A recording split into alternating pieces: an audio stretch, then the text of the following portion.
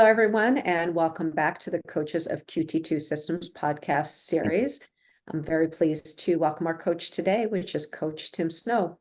Welcome, Tim. How you doing? How's it going, Reem? It is good. I know you've made it now like a year and a half of me interviewing other coaches. I finally tracked you down. There you go. So with that, so tell me how and when you joined QT2 Systems. Oh, how and when? It's become kind of one of those things where I almost don't remember not being with QT2 Systems. So there was a time when I wasn't. I think right around 2006 into 2007.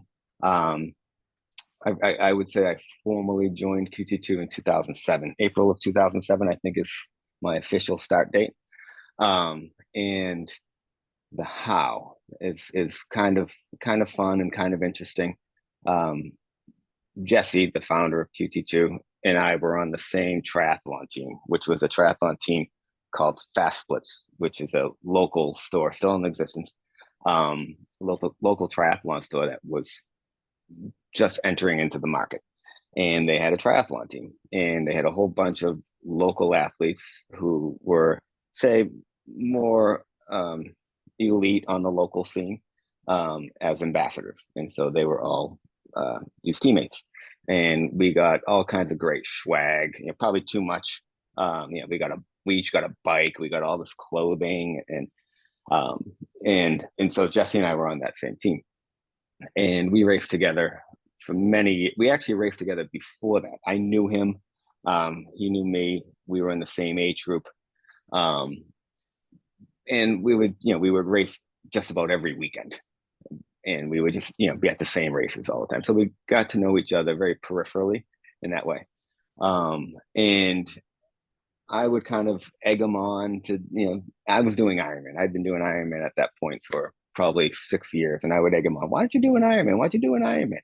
And he had been in triathlon for 6 or 7 years at that point, and just Jesse was very deliberate in how he did everything. He was going to do an Ironman, but it was all, it was on some trajectory. And so around 2006, he signed up for, oh, I shouldn't say around 2006, he signed up for the 2006 Ironman Lake Placid. And I was doing that anyway because I did every Ironman. And another friend of ours, Brian Hughes, was also signed up for Ironman Lake Placid. So to make it interesting, we put together a little wager where at the time, this will show you the times, the Ironman entry for Lake Placid was $400, right? So we each put in $400 into a pot, and the winner of the three of us would get 800, and second place would get 400, and third place would, get to have donated $400. So we were all in preparation, and I was doing my training over there, and Brian was doing his training over there, and Jesse was doing his training over there. And Brian and Jesse went for a ride together. And Brian, after the ride, Brian said, "Oh, you gotta be careful. He's getting strong." And so I said, "Oh, all right. Well, now I was somebody when Jesse and I raced. Well, I had always won. I had always beat him, right? And so I said, well, you know what? I was cocky. And I said, well, I better check out my enemy here. And so I scheduled a ride with him. We went for a ride. And during in that ride created subsequent rides, and we started training a lot together. And I was always somebody who I was in my 20s, very arrogant, and I wouldn't necessarily listen to somebody who wasn't faster than me. And but the things that he was saying were really interesting because he was taking a very scientific, and I'll use the word again, deliberate approach to this thing that I always took a pretty haphazard approach to because I was just kind of good at it. And so I didn't really spend a lot of time thinking about the hows. I just did, right? And so he was giving a lot of the hows and whys to the things that I was really just kind of listening. So we did a whole bunch of training together for Ironman Lake Placid. We went and did Ironman Lake Placid. I won, so I won the bet, right? And in the weeks after having won the bet, um, I was owed $400, and from him, and he and Chrissy, his wife, had just bought a house, and I was of the impression that they had really tried to strap themselves to make that happen. So I wasn't really interested in getting $400 from them. So I said, when we were talking all those times, you would talk about fueling and these fueling plans. Why don't you just give me one of those instead of the $400? And he said, done, deal done. Now, I had at that point done, I think, 15 Ironman races with very varied results, typically defined by nutrition. And as I said, I'll use the word again for myself. My nutrition was extremely haphazard. There were several times when I would be walking around a grocery store the day before a race saying, I think I'll try this, or I think I'll try that. And we could do a whole nother podcast about the different nutritional faux pas that I made in those previous 15 Ironman, but we won't. I won't get into that. Anyway, he delivered the fueling plan, and a few months later, and I practiced it and practiced and practiced it. And a few months later, I did Ironman Arizona when it was in November. This was back in 2007. And I guess I got my timeline's a little screwy. I'll go back to it. But in 2007, I did Ironman Lake Placid. I'm sorry, Ironman. I'm sorry. What I did Ironman Arizona when it was April. It was in April at the time. Okay, so I did that, and I utilized the fueling plan, and my race clicked. It just and it was very consistent all the way through, and I didn't when I was racing prior to that with the nutrition issues, I would get to 40 miles on the bike and just wait for something bad to happen. And sometimes it wouldn't, but typically it did. Or if it didn't, I would get onto the run and I'd get to mile 5 and wait for something bad to happen. And sometimes it didn't, but typically it did. And each of those checkpoints along the way in the Ironman Arizona that year, nothing bad was happening. And I just had a great race. I raced to as close to my potential as I ever had. And I remember running past Chrissy. I don't know which loop of the run I was on, but it was deep. And I yelled to her, your husband's a genius. And I had a great race. And from that point on, I just wanted to be involved with this thing that was QT2 Systems, which wasn't anything other than what it was. It was just him. And there was an athlete over here and an athlete over there, maybe. I didn't know who they were or anything like that. And it just made a lot of sense to me. And I wanted to be involved in some way. So I in my typical way, I go all in. I said, I offered to buy half of the company, which didn't have any value anyway at the time. And he denied me. And he said, no, I want to see what it can do. But what if he came on board as a coach? And I said, okay, I'll do that. And that's how it kind of took off. I was also, I think, searching for something to do, something extra. I was teaching full time. I was a triathlete, quote unquote full time. And I always like to have 3 things going in my life, 3 major themes: at work, hobby, and then some kind of intellectual thing. And at the time, I was considering going back to school to get a master's in math. And I was, kind of pushing that forward a little bit.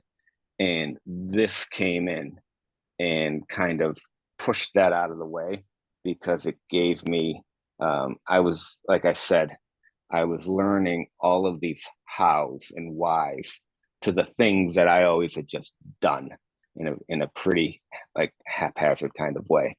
And it was a merging of scratching that intellectual itch with this like physical itch, or like the fitness itch that I also had. So two passions were able to merge together, and it just I went with it.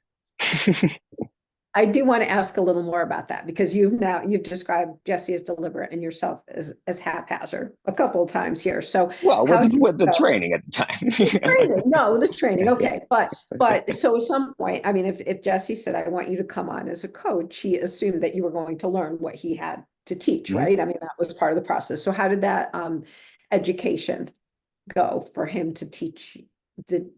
Were you just asking questions? Did he give you? Yeah, so Jesse's a really, really bright guy, really smart guy. He's a terrible teacher, awful, awful teacher. And I was a teacher, right? And it was. I think the education had already begun.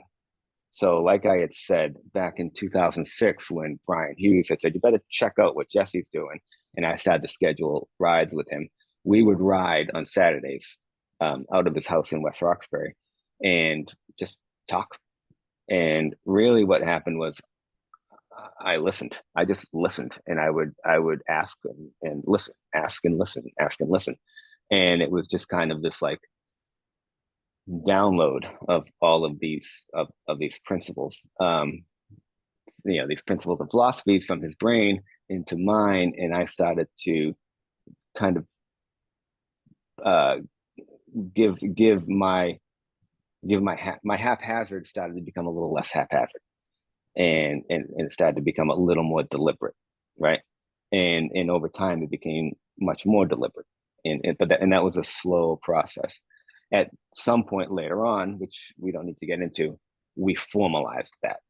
So from coming from an education background, I said we need to create, and we wanted, I was the first coach, and then we were going to take a second coach and a third coach, and as that grew, we needed some way to, we couldn't all have rides together on Saturday mornings to download these what was in one brain to the other. So we formalized it into a formal QT2 education program, but that took years, but that's separate. So there's a lot of conversation. You were the first coach at QT2 other than Jesse? Yeah. Yeah, okay. So when you came on, you said there was, an athlete here, an athlete there, you didn't know them. So how did you get the athletes at the beginning that you ended up coaching? I couldn't really tell you. He just kind of sent them my way, right? And little by little, he would, my very first athlete, his name was Keith Manning, great guy. Coached him for years and years and years. He just kind of came in the door one day, and Jesse thought he and I would make a good fit. Um, and uh, and and uh, he sent them over to me. Now, another thing that kind of occurred, another dynamic I think was Jesse is somebody who, and as I joined forces with Jesse, I would say like he is somebody who's a little more reserved. He's the guy who's probably going to stand more in the corner of the room, and I was somebody on the local triathlon scene who was more social. And I I would enter the transition area and talk to everybody, and Jesse would be to himself. And so I think um, as uh, I was able to kind of connect myself to this thing that was making a lot of sense, and my results were starting to improve, particularly at the longer distances. My short distance race performances were always pretty good, but my long ones were stochastic. Like they were like sometimes they were really good, sometimes they weren't great, but they became much better, much better. And I think people were starting to notice that and wondering why. And there was a connection to this thing called QT2.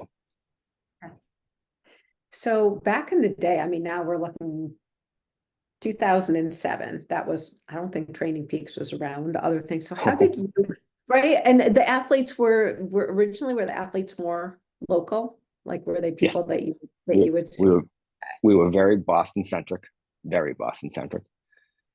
Groups of us would meet at Jesse and Chrissy's home and ride from there, or Mhm. or um, go out on a Saturday, evening kind of thing. Go out to dinner, and we were very, very Boston centric. Um, and there was no such thing as Training Peaks. All the training was delivered via Excel workbooks, Okay. and emailed, so that they had to be downloaded. And the I mean, the, to be honest, like, the idea of texting was not new, but it wasn't like what we have today. I mean, I saw my first iPhone in 2007, and that's what really transformed the idea of text messaging, right? That, and probably what was that, that phone that oh, I can't remember the name of the phone, but the first phones with a keyboard. Otherwise, you were using, yeah, D, Yeah. E kind of thing.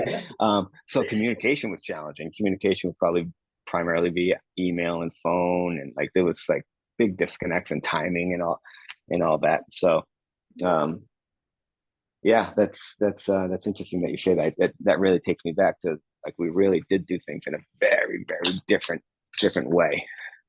Right. Um, I mean, but one of the, I mean, the fundamental principles of QT2 is how personalized all of the coaching is towards the athlete. And that, I mean, is something that was still from the beginning, maybe communicated in a different way, right? But yeah, because we really um,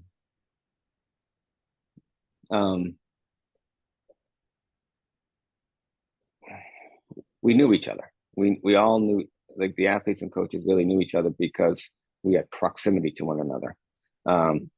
We and Yeah, we don't necessarily need that level of proximity anymore to know each other as deeply, if not more so. But at the time, that proximity was a necessity. Otherwise, it would be very challenging to get to know people. But also, what was happening in terms of the personalization was, and that's a lot of like what was being learned in the hows and the whys that Jesse was talking about. Like, he was, I mean, one of the first things I remember, other than the nutrition stuff, was the idea of looking at an athlete and trying to identify strengths and weaknesses, and what I would, and what he would refer to as dials. You look at an athlete, and Jesse doesn't see humans; he sees dials, right? And so, what are the dials that we can turn on this athlete in okay. order to improve their performance? And um, that was a very different take on things, because usually it was like, okay, go do these things, bash yourself into the ground and rest, and then you'll come out stronger, right? And this was kind of like trying to hit the lowest hanging fruits. Where are we going to get our biggest fitness bang for our training buck, kind of idea? And that was something that was a very different approach to the mindset at the time. At the Mhm. time, if you read a triathlon book at the time, I remember reading Scott Tinley's triathlon book, and I wanted to be really good, so I went to the advanced plan, and it was like, just go and ride your bike into the ground, run yourself into the ground, and swim yourself into the ground, and you'll be faster. And this was, just a whole that was a whole perspective shift, you know, to kind of look at a person and say, okay, you need this and not that. You need that and not this. And I guess I would call it like training efficiency, Mhm. right? Is how it manifests in my brain now. Okay. So you had, I mean, a pretty big transformation from where you came in to then, over time what your thought, the before and after Jesse, you know, introduction sort of thing. But you've also now been coaching with QT2 for what, 17 years, 16, 17 years, right? So what transformations do you feel like you've gone through in that time? Oh, well, I was coaching before Jesse for free though. Like I wasn't, I just did it because with friends. And I I had no reason, they had no reason to think I should coach them whatsoever, other than the fact that I was faster than them, right? And so they wanted to be like what I was, and so they said, "Can you help me?" But that's not a very good, um, that's not a very good rubric, right? Um, and so I just kind of gave them the things that I did, which was to bash my body into the ground.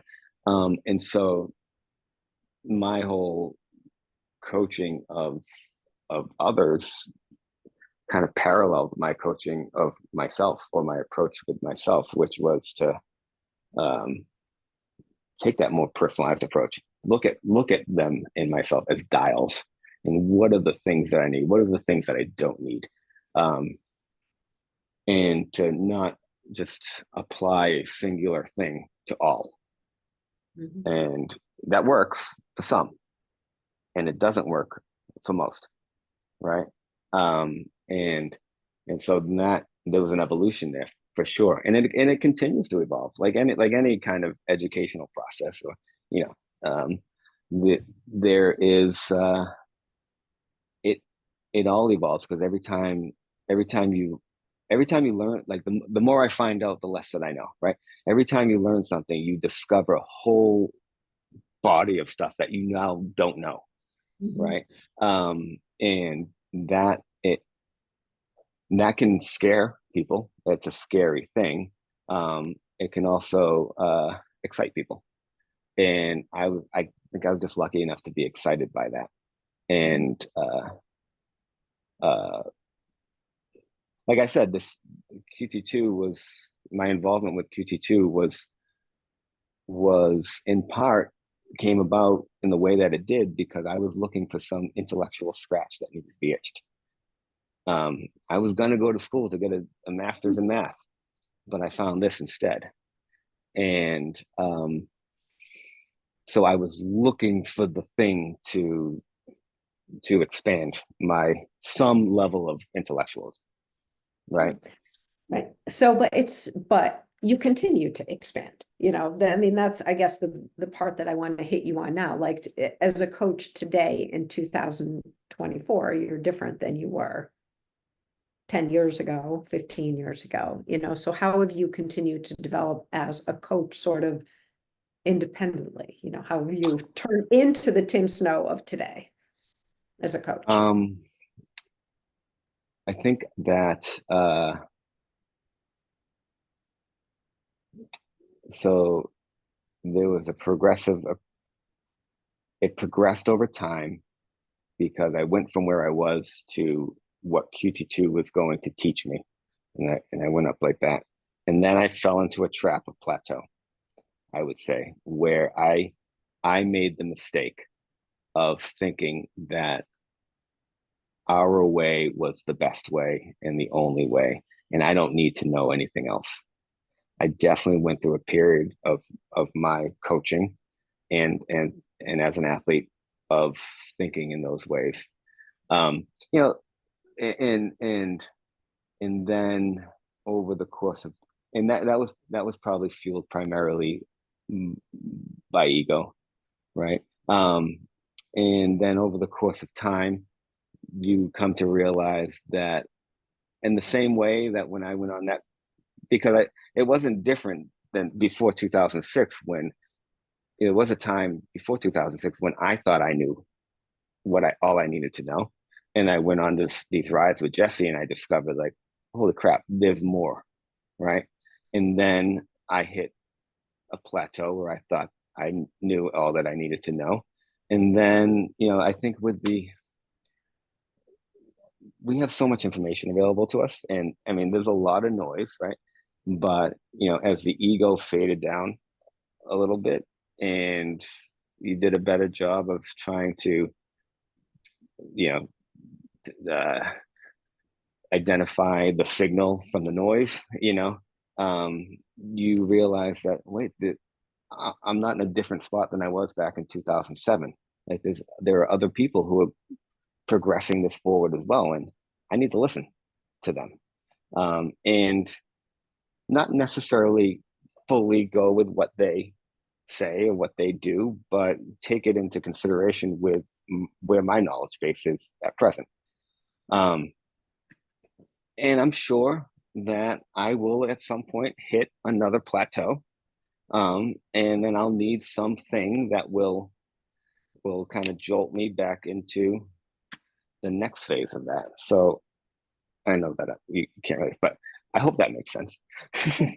Yeah, no, I mean, it absolutely makes sense. I mean, one of the things I really personally enjoy about working with you is you have this amazing wealth of experience, but you ask other people what their opinions are and you keep learning from that. And I think that's good.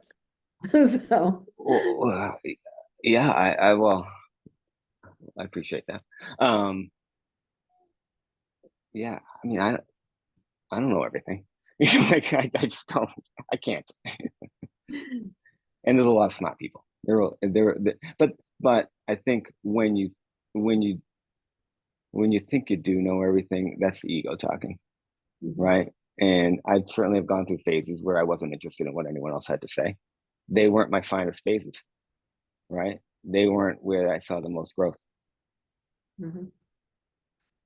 All right, I'm going to shift directions a little bit and talk about, present day and what types of athletes that you work with, whether it's triathlon, run, bike, or beginner people who've been in the sport for a while, masters athletes, professional. Like, what's your sort of database of athletes that you're currently working with? I have like a real potpourri of athletes. I work with the people who I want to work with. I find myself in a position within the company where, if an athlete comes along who I want to work with, I work with them, and if there's an athlete who I don't want to work with, which is rare, like because we're all in the same tribe. We're all, I I I don't I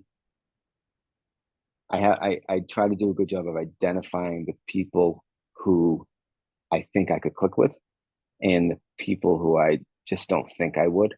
I get that wrong. Like I have some instances in the past couple of years where I have thought I shouldn't work with a person, and then sent them in a different direction, and then realized, oh, I could have worked with that person. Not that I needed to like undo time, right? But I just misperceived, um, what the connection might have been. Um, I also have gotten it wrong in the other direction where I think, all right, this is going to fit pretty well, and nope. Those are rare though. Those are pretty rare.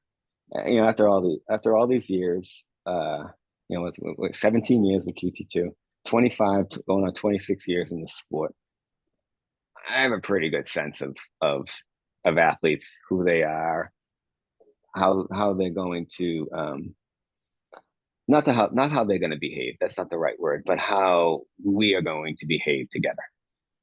Because I'm not right, they're not wrong. They're not right, I'm not wrong. Is this right? It's like any marriage, right? Not that I should be talking about marriage, but the like not every marriage is made to work, and that's really why we have the number of coaches that we have, is to be able to put personalities together and create strong working relationships, between people.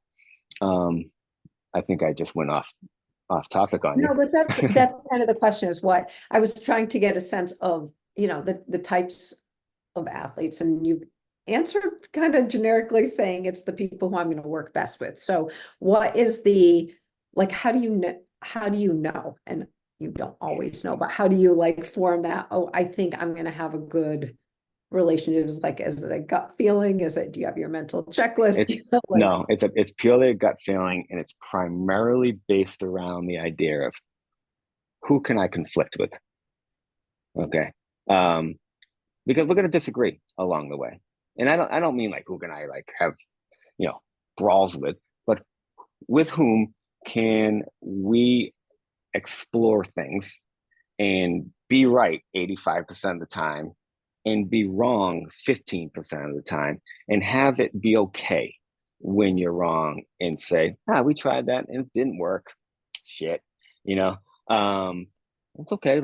We won't try that again. Or maybe we won't try that in this context. So people who um and that's a gut feeling. That really is a gut feeling, but you know there's and I go back to the word ego, right? There are certain people for whom are going to um bring out my ego, right? And there's certain people for whom I'm going to bring out their ego, right? Mhm. And egos usually come out when there's conflict, right? And if I can get a sense that we have the potential to bring out one another's ego, I don't think that's a good fit.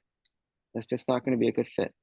And so it's really a matter of who can you walk through the woods with and go the wrong way a few times and not get in a fight about it. Okay. And that's Okay. So let's spin that off into if you have a specific coaching philosophy. Like now you've decided, okay, I got a good fit, we're all set, we're going to start working. Do you have a philosophy or an approach that you follow? yeah, I yeah.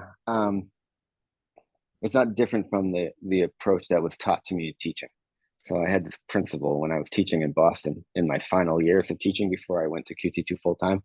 And in Boston, we had a set curriculum for the city, and it was not this extreme, but such that like on January 5th, you should be on page 283. It wasn't nearly that extreme, but it was set, right? Mm.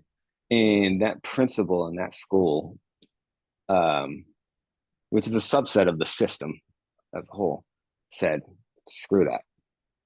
Teach the kids who are in front of you, Mhm. right? And that really has become, say, my coaching philosophy. Coach the athlete who's in front of you. Um, and that's that's how I view QT2. Really, is not not a set of not principle. Oh, it's principles and philosophies, and that's why I like it. It's principles and philosophies. It's not protocols, right? I hate the word protocols. I don't love the word systems in the name because it infers the idea of protocol, but it's not. It's principles and philosophies. And what are principles and philosophies? Really a set of tools, right? So I see QT2 as a set of tools. And then I have an athlete in front of me and I get to pick and choose which tools will help this athlete turn the dials, to go back to those basic principles. Um, so I guess that would be my philosophy. It's not a sentence, I know, but like that's Yeah. No, no. Well, I think coach the person in front of you is a yeah.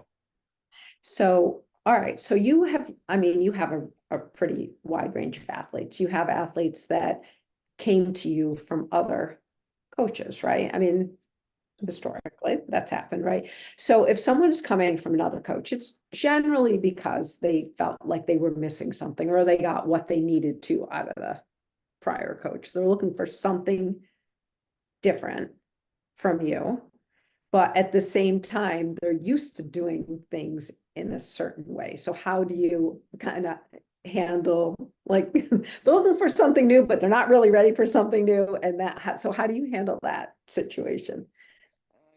Again, it goes back to who can you walk through the woods with and go the wrong way and be able to backtrack without fighting. I always jokingly say, um, you came to me, right? I didn't come to you.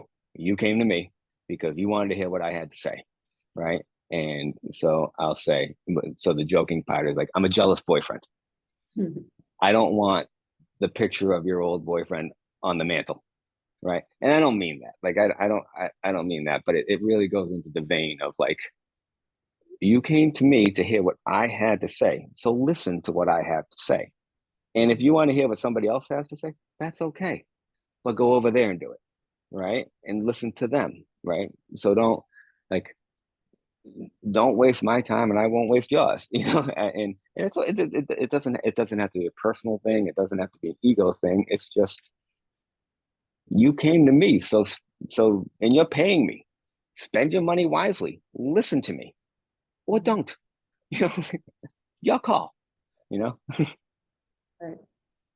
So, I mean, having coached athletes over all those years, over 25 years, people come to you before an event or after a bad training session or whatever it is, and they say, I'm not sure I can do this. They have doubts about their abilities. So how do you respond in situations like that?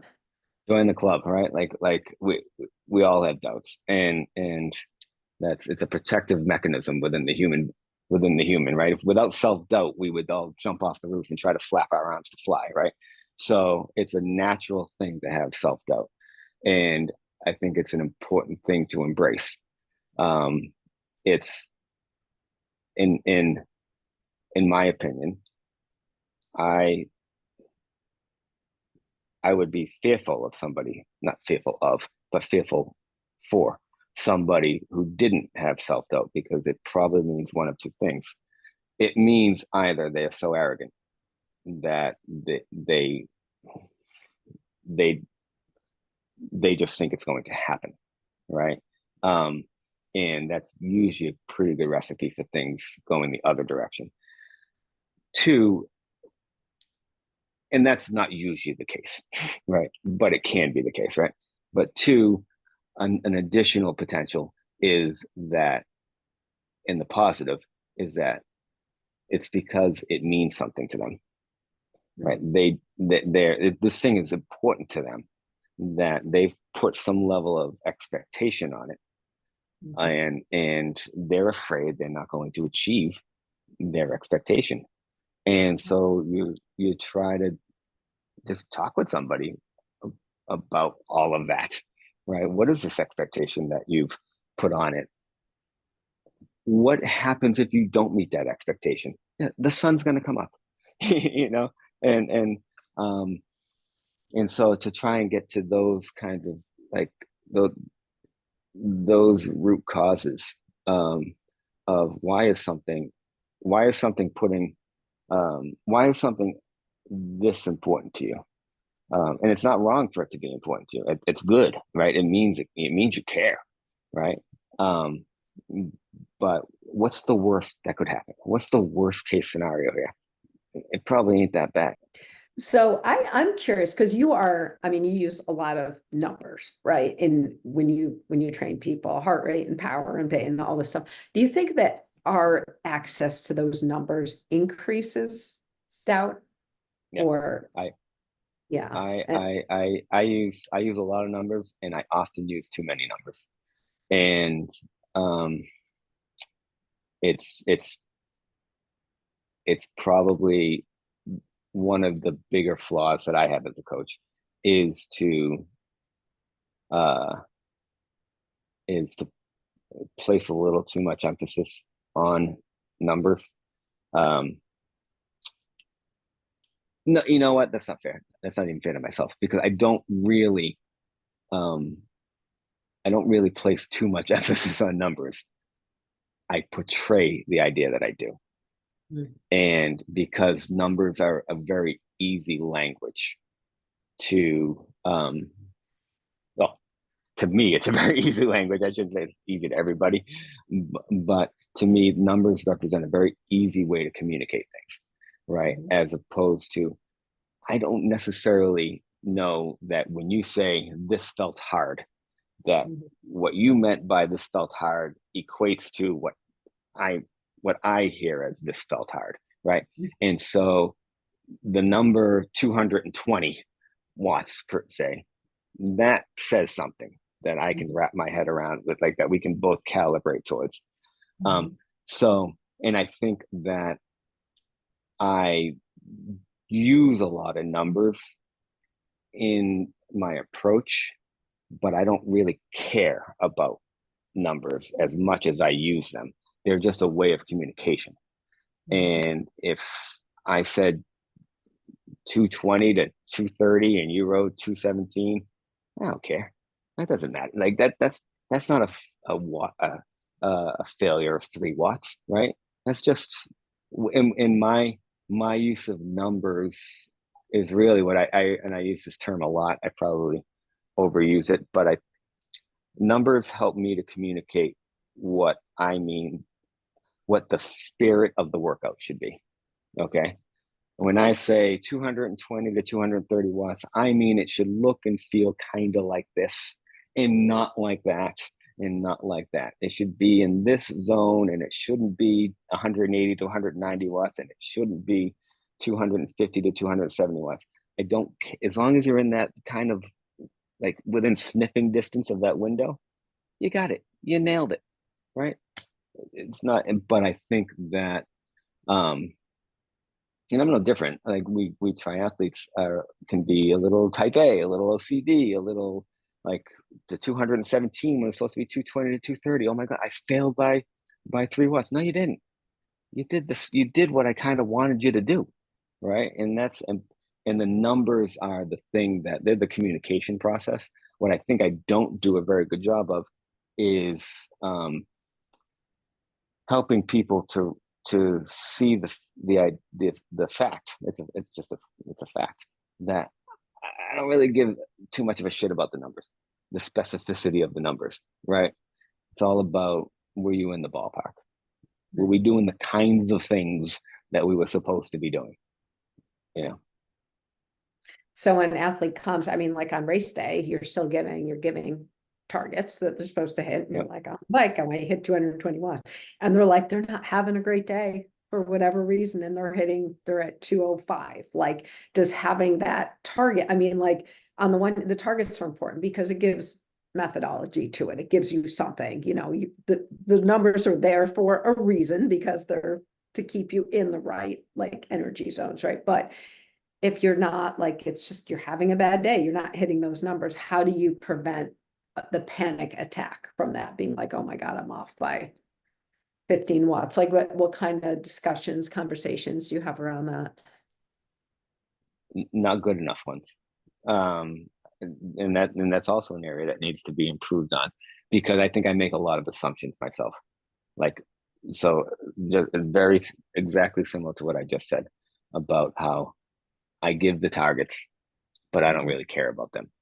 I'm kind of hoping that you understand that. And I think I need to do a better job of communicating, like, this is the flavor of what it should be.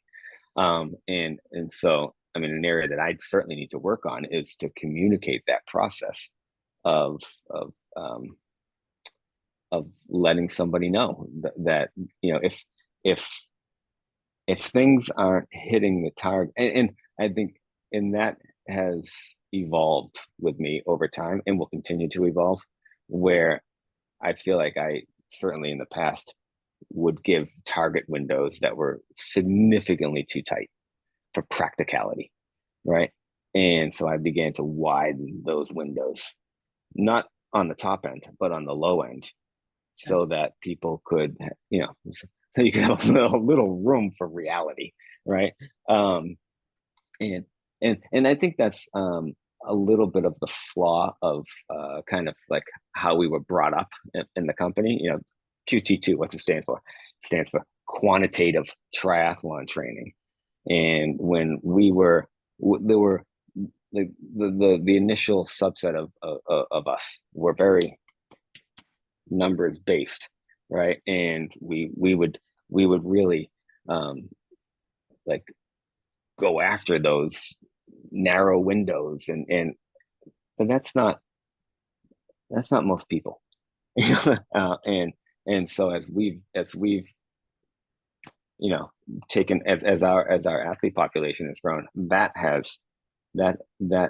approach or that mindset has also had to grow, or expand, I should say. And I like to say, yeah, QT2 is quantitative triathlon training, or we could think of it as quantitative and qualitative triathlon training, it all depends what you do with the parentheses and the square, right? Right. Okay. The that's a math joke. The so but that is something that again needs to be continually evolved. Um, so how do you help to an athlete with that? First, the first thing is like the coach. I need to become more aware that what I'm communicating, what there is a whole conversation in my head that I'm not necessarily doing a great job of portraying to the person who I'm communicating to. And I need to become more aware of that fact that I need to communicate like this, like, yeah, about this, right? Um, and and then the idea of okay, if the targets aren't coming, back off. Let them create an environment so where maybe they can come. I've had plenty of days, pretty recently actually, where I went out there and I was going to go after a certain target wattage or what have you, and it just wasn't happening. So I said, okay, stop fighting. Don't fight the body, right? And see if you can build into it, right? And it turns out most of the time you end up being able to build into it. Like not having a great day doesn't mean that it has to be a bad day, right? Mhm. There's a whole like I mean I've done so many races over the years. I've had a couple of A+ days, right? But when you and that goes back to a lot of expectations, right? Self-doubt, you know, in how what role is the coach playing in feeding into that loop of self-doubt by creating these tight windows of expectation around a situation that the athlete has already created a high level of expectation and like it's compounding on itself. And so the I just lost my train of thought a little bit, but the idea of being able to step back, allow something to grow, allow it to come. Because oh yeah, I was saying in my 25 years of triathlon, I've had a couple of A+ days. Most of my days have been somewhere between B or B- and A-, right? And sometimes you just have to let what is going to be a B+ day be a B+ day. And if you try to make a B+ day into an A+ day, it becomes an F. Right. Okay. Mhm. And but that's a lot of like experience and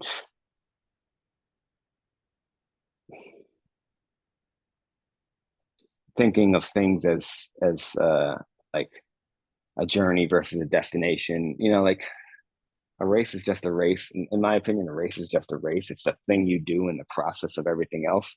I'm I live a triathlon lifestyle. Within that, I also race, right? But the lifestyle isn't about the racing. It's about the lifestyle. And that's a I think that's a mindset that allows for that race didn't go to plan. You know, or that wasn't a perfect race. There'll be another one next week, you know, or in a couple months. Um, yeah, but it can be very easy to try to force something that isn't going to be perfect to be perfect and ruin it. Right. Yeah. So as a coach, what would you say is your biggest challenge? Biggest challenge: communicating the idea of like uh, things can be more chill than they seem. Right? We don't have to be so right. I think the biggest the biggest challenge as a coach would be yeah okay if I really had to bring it into one singular concept, it would be getting the idea or the notion like getting getting it out there but then having it be accepted, right? The message is in the receiver. You can say something all you want but they also got to hear it, right? And if they're not hearing what you're saying, then you got to change you got to change the way you're saying, right? It's not necessarily incumbent upon them to hear you, you have to help them hear you, right? And I think that within that, the biggest challenge would be to communicate and then have heard the idea of the spirit of something, right? That would be the biggest. I think it's the most important thing in a system like ours, where it can at times feel a little numbers based, right? But isn't, and so perception becomes reality. So the idea of really saying the idea of spirit of a workout, spirit of training, spirit of pacing. And I think like we've seen that over the years in many different ways, right? Like I remember and because we're all like a lot like we triathletes, we all want to succeed, we all want to do really well. There's a high percentage of perfectionism within our tribe, and a perfectionist, if they can't do it perfect, can fall off the cliff very quickly. And we've seen it with athletes who like the pre-race breakfast, say that and they're supposed to eat X, Y, and Z before race, timed out. It's 2 hours before. I'm just making this stuff up right now. 2 hours before, 90 minutes before, and an hour before.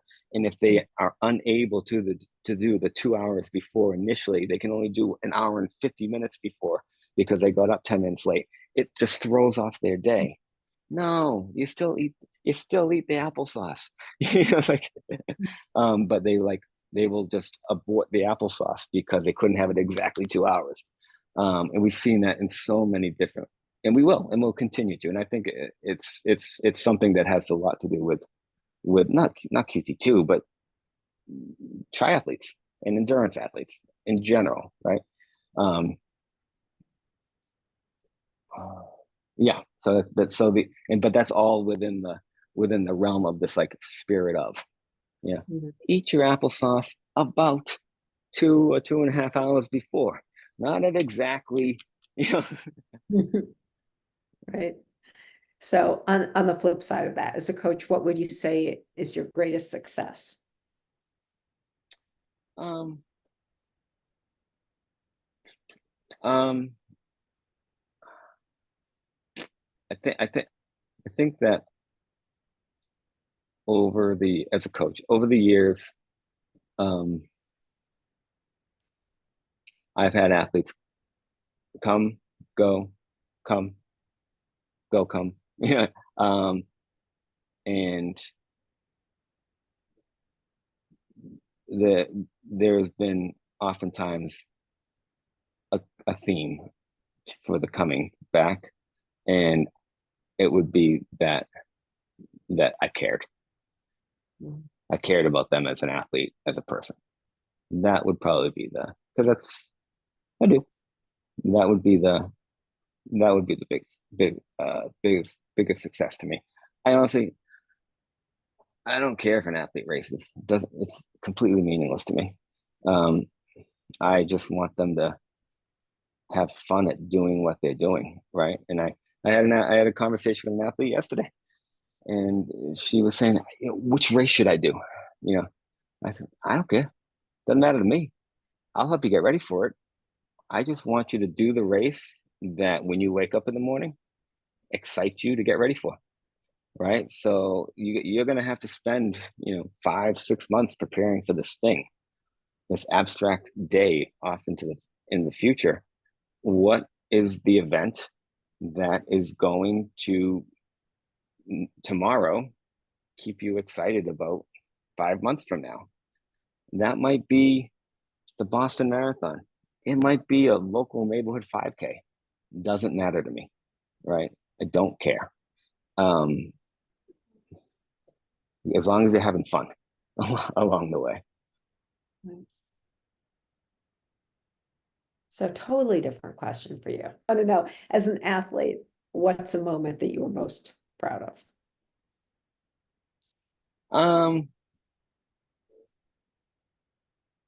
Most proud of, um I think that um, well, if we're gonna talk about a moment, I have a couple that kind of stand out a little bit. I don't even remember the year, but I did, and this happened a lot of times, but there was one time that I remember uh standing out particularly, like when I think about this kind of a question. I think it was around 2009. I did Ironman Louisville, and I was having I was having a day that was it was um not quite going to plan, but it was going okay, but it wasn't really becoming the day that I wanted it to be.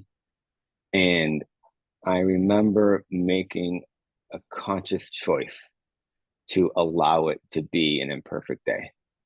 And it became a pretty good race. It wasn't like my greatest race, but it was it I I I I feel like I was able to manage that moment and say, all right, don't try to make this into something that is not going to be. If you do, you're going to blow it up, right? Just let it be what it's going to be. And it turned out to be pretty okay.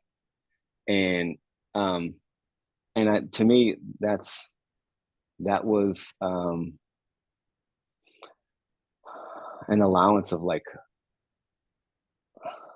to me it demonstrated the idea of flexibility in the moment, um and being able to adjust and adapt to the situation and not necessarily uh yeah. I have another moment where I did this past summer. I 25 years ago I did my very first triathlon in the town next to where I live, and it was the typical very first triathlon, on a mountain bike, flat pedals, didn't own a helmet kind of thing. And 25 years later, at 48, I went and did it again, and I won. And that was, and it was just a sprint, but it was fun to go back to my very first race where I got my ass kicked. But I mean, I showed up on that day 25 years ago to win, and I did not. But then 25 years later to come back and win. But I think to take it out of a moment, I I I would say that um, the ability to allow triathlon to be what it was going to be in my life, right? So and that's been I've had a lot of success in that adaptability, and I've had a lot of failure in that adaptability. I went through a stretch where, because I've done a lot of Ironman races, and I went through a stretch when I didn't necessarily want to do those anymore, but I felt compelled to do them because if I don't do an Ironman, I'm not a triathlete. And I went through I think a rugged stretch with the sport, in terms of that identity, and then finally recognizing that this is my journey. It can be whatever I want it to be, and I don't have to do Ironman to be a triathlete. I can just do triathlon, and if Ironman fits into that, great. But if local sprints and Olympics fit into that, great. Um, and just to let the contextual passions determine what I'm going to be at any segment of time, um, in the journey. Yeah. And find some fun along the way, right? No, yeah, no, and I say it. I